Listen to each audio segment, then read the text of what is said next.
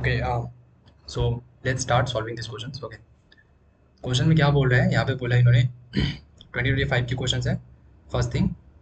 Second is देखते हैं question में बोला है a massless string gets elongated by amount x1 under the tension of 5 newton. Okay, x1 elongate हो गया। क्या बोला इन्होंने? इन्होंने बोला कि भैया देखो बात ऐसी है कि स्प्रिंग है, ठीक है, स्प्रिंग है। अब ये स्प्रिंग क्या हुआ कि अगर मैंने कोई चीज़ यहाँ पे लटका दी, ठीक है, कुछ भी वजन का मैंने चीज़ यहाँ पे लटकाया, तो इसके वजह से ना ये इसके नीचे जो लग रहा है वो फोर्स लग रहा है कितने का? 5 न्यूटन का फोर्स लग रहा है। ठीक है, इतना क्लियर है? हाँ, इतना तो भाई क्लियर है, राइट? ओके, अब इसके वजह से जो टेंस ये जो पहले स्प्रिंग छोटा सा था, ठीक है, लेकिन अभी थोड़ा सा ये बड़ा हो जाता है ना, जब वजन दूंगा नीचे तो स्प्रिंग नीचे हो जाएगा थोड़ा। ठीक है, तो मान के चलो कि ये इतना सा बड़ा हो गया, ठीक है, ये लेट से इसको मान दो x1। ठीक है, पहले ये इतना सही था लेकिन ये इतना बड़ा हो, ज़्यादा बड़ा हो गया। ठीक है, समझ में आया इस क्वेश्चन का मतलब? यस। अब देखिए नेक्स्ट, फिर बोला उन्होंने it's elongation is x2 under the pressure of 7 Newton, under the pressure of 7 Newton. फिर बोला कि भैया देखो बात ऐसी है कि अगर इसी में अगर मैं ये स्प्रिंग है, अगर मैं 7 न्यूटन का लगा दूं ना, कोई चीज़ थोड़ी सी बड़ी मैंने कर दी, तो उस पर ज़्यादा फोर्स लग जाएगा। तो एफ जो इस बार लग गया वो 7 न्यूटन का लग गया। ठीक है, तो देखो इस बार क्या हो जाएगा, पहले इतना सही था ये, लेकिन इस बार ये x2 बड़ा हो गया। ठीक है, इसको बोल दो x2। ठीक है, x1 का मतलब कुछ भी होगा ना, लंबाई मान के चलो 2 मीटर 3 मीटर, मुझे नहीं पता। x2 x1 x2 बोलते हैं सिंपल। मैंने बोला ठीक है भाई कोई दिक्कत नहीं। तो इतना ये थोड़ा ज़्यादा बड़ा हो गया, ठीक है, क्योंकि ज़्यादा फोर्स लग रहा है नीचे। अब देखो क्या बोलते हैं फिर उसके बाद बोलता है for the elongation of this the tension in the spring will be what. Okay, so finally इन्होंने जो पूछा है टेंशन पूछा है इन द स्प्रिंग, कब? ये तब पूछा है जब मान के चलो कि इन्होंने बोला कि भैया ठीक है देखो मैंने आपको तो यहाँ पे फोर्स दिया, तो मैंने बता दिया कि x1 इलोंगेशन हो गया। इलोंगेशन का मतलब ऐसे बोलो ना कि वो ज़्यादा बड़ा हो गया, ठीक है, ऐसे थोड़ा टन आ गया। दूसरी बार इन्होंने फोर्स बता दिया आपको कि भैया सेकेंड बार ना आपने 7 न्यूटन डाला। अब ये क्या बोल रहे हैं तीसरी कंडीशन में? तीसरी कंडीशन में बोलते हैं भैया देखो मैं ना आपको वो नहीं बोल रहा हूँ कि कितना फोर्स लगाना है, मैंने सिंपल ये बता दिया कि ये स्प्रिंग ऐसे कुछ थी और यहाँ पे कुछ लटका था वजन।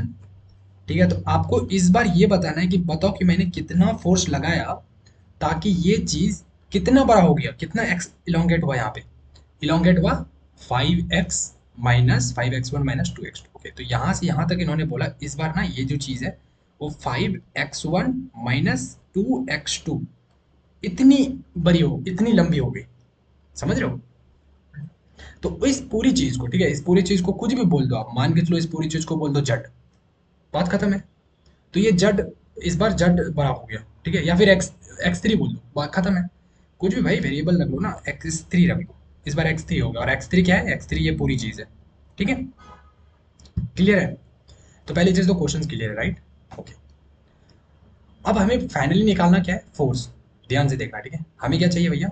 हमें तो चाहिए ये वाली फोर्स। ओके, ओके सही बात है। तो हमें ये देखना है कि चलो भाई ये तो स्प्रिंग की काम हो रही है यहाँ पे, स्प्रिंग। तो स्प्रिंग में एक रूल, लाइक एक लॉ होता है, हुक्स लॉ। देखो यहाँ पे मैं बता रहा हूँ, ठीक है, हुक्स लॉ क्या होता है?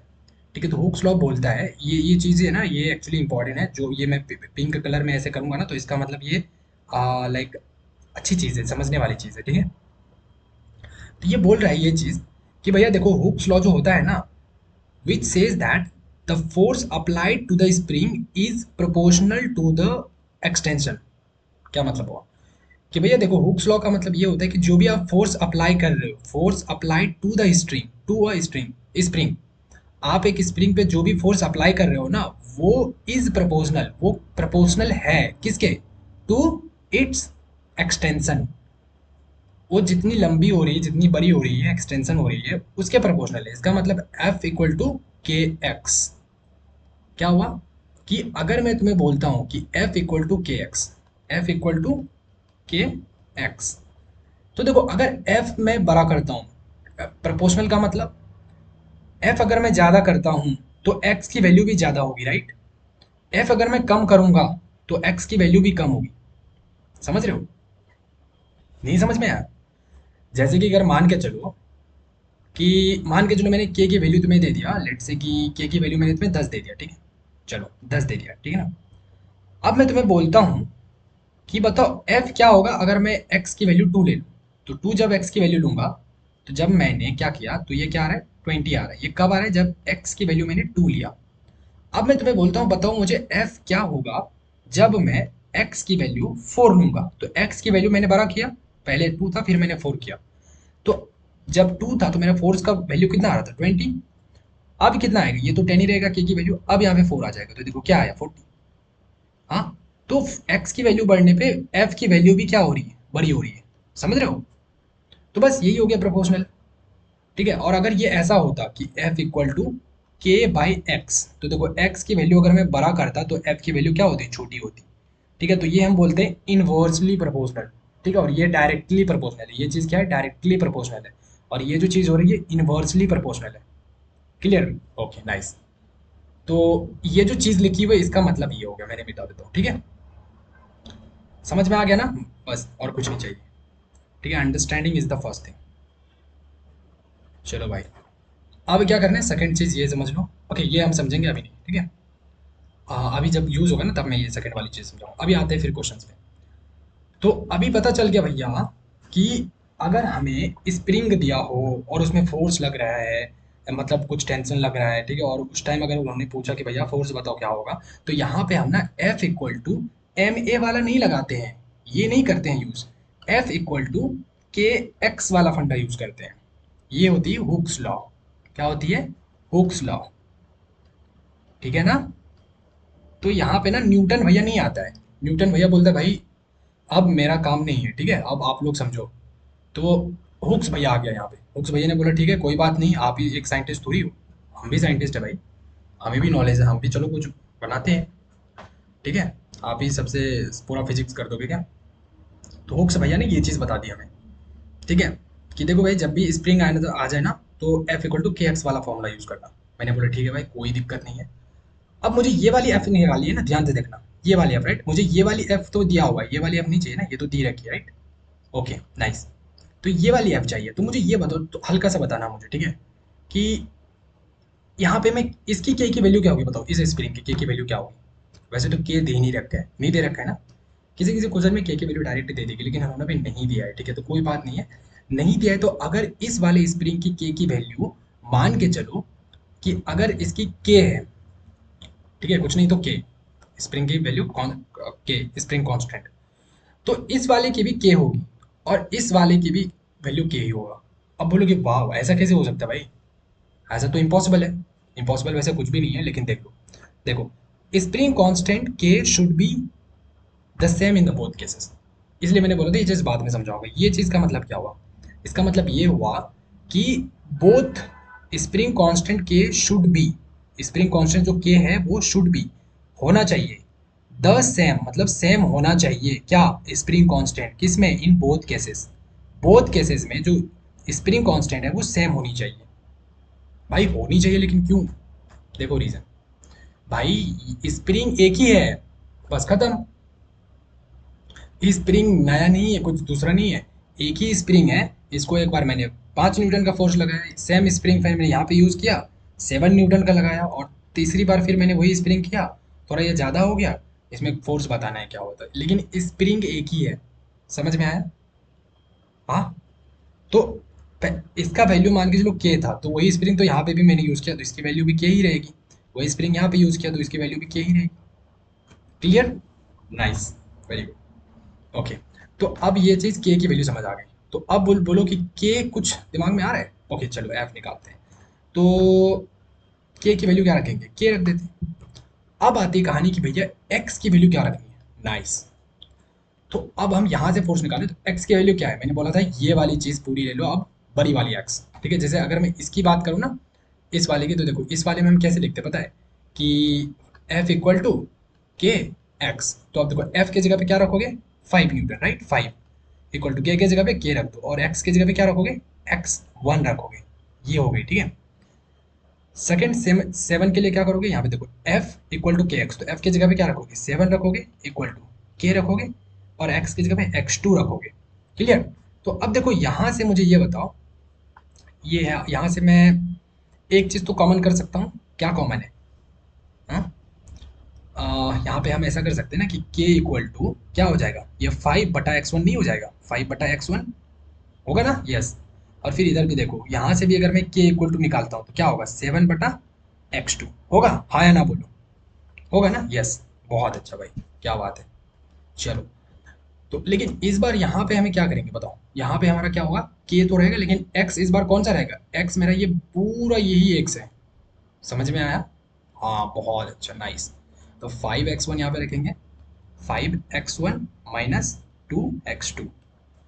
अब कहानी ये बनती है कि ठीक है भाई, रख तो दिया, अब बस मुझे क्या चाहिए, अब अगर किसी तरह मुझे ये x1 वैल्यू पता चल जाए, x2 वैल्यू पता चल जाए, दोनों वैल्यू रखूंगा, काम खत्म, ठीक है। और अगर, हाँ काम खत्म नहीं होगा, क्योंकि के की वैल्यू भी मुझे रखनी होगी। क्यों रखनी होगी, क्योंकि देखो आंसर में ना मुझे के नहीं दिया, आंसर में फाइनल वैल्यू दिया है, 15, 11, 20 ऐसे कुछ न्यूमेरिकल वैल्यू है, तो इसका मतलब मुझे के की भी वैल्यू कहीं ना कहीं रिप्लेस करना होगा हमें। Okay nice. चलो तो कोई बात नहीं, के की वैल्यू हम देखेंगे, लेकिन अभी एक चीज़ मुझे ये बताओ, ठीक है, कि यहाँ से ये बताओ, कहाँ है, या ओके, के की वैल्यू तो हम रख सकते हैं यहाँ पे, के की वैल्यू क्या है, 5/x1 है वो भी रख सकते हैं, 7/x2 है वो भी रख सकते हैं, ठीक है। लेकिन कौन सा रखेंगे वो हम बाद में देखेंगे, अभी हम क्या करते हैं, अभी हम बोलते हैं कि भैया चलो एक काम करो, मुझे पहली बात तो इसको इक्वेशन फर्स्ट बोल दो, और अब ये जो चीज़ मुझे चाहिए ना वो चीज़ निकालना स्टार्ट करो। मैंने बोला कोई बात नहीं, चलो हम निकालते हैं पहले x1 और x2। मैंने बोला ठीक है भाई कोई नहीं। अब दिमाग आएगा हमारा कि भाई x1 x2 कैसे निकालेंगे, हम्म? कैसे निकालेंगे, इन्होंने तो कुछ दे नहीं रखा है, तो दिमाग बहुत बेसिक है। देखो यहाँ पे क्या है, यहाँ पे है k equal to 5/x1, k equal to 7/x2। भाई ये k है और यही k यहाँ पे भी है, मतलब अगर ये दोनों बराबर है तो क्या ये चीज़ और ये चीज़ आपस में बराबर नहीं हो सकती, बताओ, हो सकती है या नहीं, राइट? बिल्कुल। तो हम क्या करेंगे देखो, हम क्या करेंगे यहाँ पे बोलेंगे कि भैया देखो, k इक्वल टू k ही है, अगर मैं बोलता हूँ 1 = 1 तो गलत बोला मैंने क्या, नहीं बिल्कुल नहीं बोला, ठीक है। तो एक के की वैल्यू कितनी है, 5/x1, और दूसरी वाली के की वैल्यू कितनी है, 7/x2, ठीक है। तो अब यहाँ से मैं क्या करूँगा, हाँ कि x1 की वैल्यू निकाल लेता हूँ, लेट सपोज, ठीक है, x1 की वैल्यू निकाल लेता हूँ मैं। तो अगर मैं x1 निकाल लेता हूँ, मैंने x1 क्या किया, मैंने x1 को इधर भेज दिया, या फिर x2 भेज दो, चलो x2 निकाल लेते हैं। x2 को मैंने इधर क्रॉस मल्टीप्लाई कर दिया, इसको ऊपर मल्टीप्लाई कर दिया और इसको इधर से मल्टीप्लाई कर दूंगा, तो 5x2 हो गया यहाँ पे, यस, इक्वल टू ये क्या हो जाएगा, 7x1। तो x2 इक्वल टू क्या होगा, 7x1/5, सही है, वाह मस्त, मजा आ गया। x1 भी निकाल सकते हो, कोई दिक्कत नहीं, x2 equal to, x1 equal to ये निकाल लो, या x1 इक्वल टू वो निकाल लो, कोई दिक्कत है नहीं भैया, कोई दिक्कत नहीं है। अब क्या करेंगे हम, अब ये वाली जो x2 है ना वो यहाँ पे लाके हम रख देंगे, देखो ये वाली में यहाँ पे हम लेके रख देंगे। इससे होगा क्या कि इससे सॉल्व हो जाएगा बहुत सारी चीज़ें, देखो। तो f इक्वल टू क्या करेंगे हम, k रहने दो अभी, कोई दिक्कत नहीं है, 5 रखो, x1 रखो माइनस 2 यहाँ पे लिया मैंने, और देखो ये क्या है, x2 की जगह पे क्या रखेंगे, 7x1/5, ओके। तो यहाँ पे रखेंगे 7 × 7x1/5, ये लिया हमने, ठीक है। तो देखो ये क्या होगा, यहाँ पे हम सॉल्व करेंगे इसको, तो k यहाँ पे आ गया, और x1 यहाँ से भी, x1 यहाँ से भी कॉमन कर लूँ, हाँ भाई बिल्कुल कर लो कॉमन, कौन रोक रहा है भाई। तो क्या होगा, 5 माइनस ये क्या होगा, 14/5, राइट। ओके, तो इसको सॉल्व करो, तो यहाँ से f इक्वल टू, तो यहाँ से f इक्वल टू क्या आएगा, के रहने दो, x1 रहने दो, और यहाँ से कितना हो जाएगा, यहाँ पे 5। एक मैं ट्रिक बताता हूँ, हमेशा ऐसे करना, देखो नीचे 5 है ना, ये 5 है राइट, तो मुझे क्या करता हूँ मैं, एक 5 इधर डाल देता हूँ और एक 5 मैं इधर ऊपर नीचे कर दिया, तो ये दोनों कट के तो फिर बराबर ही हो जाएगा। अब मैंने 5 यहाँ पे क्यों डाला, क्योंकि देखो एलसीएम मेरा 5 5 आ जाएगा, तो इजिली मेरा 5 एलसीएम आ गया ना, यस बिल्कुल। तो ऊपर क्या हो गया, अब मुझे कुछ भी नहीं करना, बस नीचे सब जगह बराबर कर दिया मैंने। तो अब जो भी ऊपर में मल्टीप्लाई करके आ रहा है उसको लिखते जाओ, 25 25 माइनस 14 कितना हो गया, 25 माइनस 14, यहाँ पे लिखो तुम 25 - 14, ठीक है। सो कितना बच जाएगा, देखो 5 - 4 = 1, 2 - 1 = 1, ओके, अपॉन 5, और ये हो गया के x1 इंटू दिस, समझ में आया, यस। अब देखो भाई मजा अब यहाँ पे आएगा, f इक्वल टू क्या आ गया, f इक्वल टू क्या, के x1 इंटू 11/5। अब मैं बोलता हूँ अच्छा, वाह भाई क्या बात है। अब क्या, अभी भी नहीं निकल रहा है। अब मुझे किसको हटाना है, देखो x2 तो मैंने हटा दिया। शुरू में क्या था, मेरे पास दो दो वेरिएबल था, देखो x2 भी था, x1 भी था, k भी था। तो मुझे अब खत्म करनी है सारी चीजें। तो देखो x2 तो मैंने चलो भाई हटा दिया, x2 के जगह पे मैंने x1 की वैल्यू रख दी, ये वाली वैल्यू रख दी। तो धीरे धीरे खत्म करते करते मेरी x2 खत्म हो गई। अब मुझे खत्म करना है x1 और k, ठीक है ना। तो देखो हम यहाँ पे फिर से वही करेंगे, या तो k की कोई वैल्यू यहाँ पे रख देंगे ताकि x1 को कट कर जाए। तो देखो k की वैल्यू क्या है, k की वैल्यू है हमारे पास, एक के की वैल्यू है 5/x1। एक के की वैल्यू क्या है, 5/x1। और एक दूसरी के की वैल्यू है 7/x2। तो बोलो, तुम ही बोलो कि कौन सी के की वैल्यू रखोगे यहाँ पे। तुम्हें k1 हटाना है, k1 हटाना है तो कौन सी वैल्यू रखोगे, बोलो। k1 हटाना है तो ऑब्वियसली देखो डिनोमिनेटर में x1 है तो ये कट कट हो जाएगा, तो ये वाली k रखेंगे। तो k equal to 5/x1। Okay, तो k इक्वल टू हम क्या करेंगे, 5/x1 रखेंगे। देखो तो k के जगह पे क्या करना है, 5/x1 इंटू ऊपर में x1 है, और यहाँ पे क्या हो गया 11/5। तो भैया देखो ये 5 ये 5, ये x1 ये x1। तो f इक्वल टू क्या आ गया बताओ, मजा आ गया, 11 Newton. This is your final answer, right. समझ में आया, ऐसे करते हैं, ठीक है ना। देखा मैंने कैसे रिवर्स मोड में इसको समझाया, तो ऐसे ही समझना है चीज़ें। ओके, तो ये क्वेश्चन जो है परफेक्ट है, मतलब अगर ये मैंने स्टार मार्क किया है इसका मतलब है दिस इज परफेक्ट। और देखो भाई एक चीज़ देखो कि 2025 जनवरी शिफ्ट में एग्जाम हुई, और क्वेश्चंस का लेवल देखो तुम्हें, ठीक है। क्या है अब समझने के बाद तुम्हें पता चल रहा है कि क्वेश्चंस किस लेवल का है भाई। कहाँ कुछ बोला यार, एकदम बेसिक सी चीज़ें थी, बस ये चीज़ समझना था। और ये एक बस एक फॉर्मूले पे क्वेश्चन बना, देख रहे हो, एक फॉर्मूले पे क्वेश्चन बन गया, खत्म। एक फॉर्मूला मतलब कॉन्सेप्ट खत्म, ठीक है। समझ रहे हो बस। ओके, चलो फिर हम नेक्स्ट क्वेश्चन करेंगे। ये थर्ड टॉपिक है हमारी स्प्रिंग फोर्स की, स्प्रिंग फोर्स। ओके चलो फिर।